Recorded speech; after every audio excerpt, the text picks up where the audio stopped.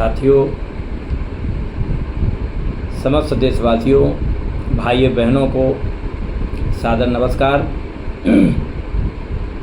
आज मैं पुनः वीडियो के माध्यम से सामाजिक न्याय की पाठशाला में मैं NK साहू उर्फ नंद जी साहू, आज मैं सामाजिक न्याय की पाठशाला में मैं भारत के संविधान की प्रस्तावना की चर्चा कर रहा हूँ।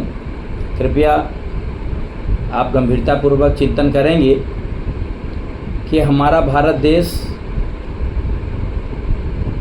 हम भारत के लोग भारत को एक संपूर्ण प्रभुत्व संपन्न समाजवादी पंथ निरपेक्ष लोकतांत्रिक गणराज्य बनाने के लिए, जैसा कि कहा गया है कि हम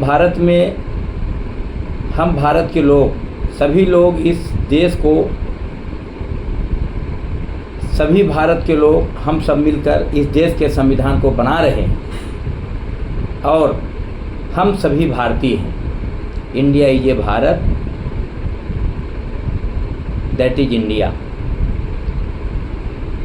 भारत में रहने वाले लोग सभी इंडियन हैं, अर्थात भारतीय हैं। साथियों, जैसा कि हम भारत में अनेक जाति, धर्म, संप्रदाय,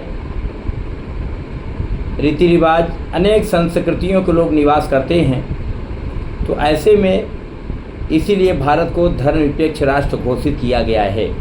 और साथियों, मैं आपको बता दूं, इस देश में हम ऐसे रह सकते हैं, हम एक उदाहरण के बतौर आपको मैं समझा रहा हूं। जैसे रात में एक पेड़ पर सभी पक्षियां, छोटी पक्षियां और बड़ी पक्षियां रात में आकर एक पेड़ पर बसेर लेती हैं और जैसे सुबह होता है वो दाना चुगने के लिए घर से, वृक्ष से निकल देती हैं। रात में जब पक्षियां बैठती हैं तो कोई बड़ी पक्षी छोटी पक्षी को यह नहीं कहती कि तुम इस डाल में क्यों बैठे हो, ये डाल हमारा है, तुम दूसरे डाल में चले जाओ। मतलब आपस में वो लड़ती नहीं है। इसी तरह प्राणी,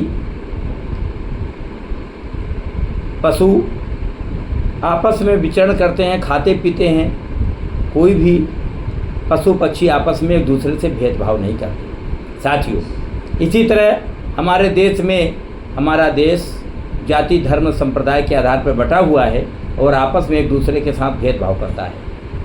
मैं आपको बताना चाहता हूँ, इसीलिए भारत को एक धर्मनिरपेक्ष राष्ट्र घोषित किया गया है। भारत किसी धर्म का देश नहीं है, सभी धर्मों को समान रूप से मान्यता दी गई है। इस तरह हम भारत में सभी समानता के आधार पर भाईचारा, स्वतंत्रता, समानता, बंधुत्व और भाईचारा के आधार पर इस देश में रह सकते हैं। इसलिए साथियों, मैं बार बार संविधान की प्रस्तावना पढ़कर आपको समझाने का प्रयास करता हूँ। हम सभी भाई हैं और सबसे बड़ा हमारा मानव का धर्म है, मानवता का धर्म है। ऐसा हमें इस देश में रहना चाहिए, एक दूसरे का आदर और सम्मान करना चाहिए। इन्हीं बातों के साथ अपनी वाणी को विराम देता हूँ। जय भारत, जय संविधान।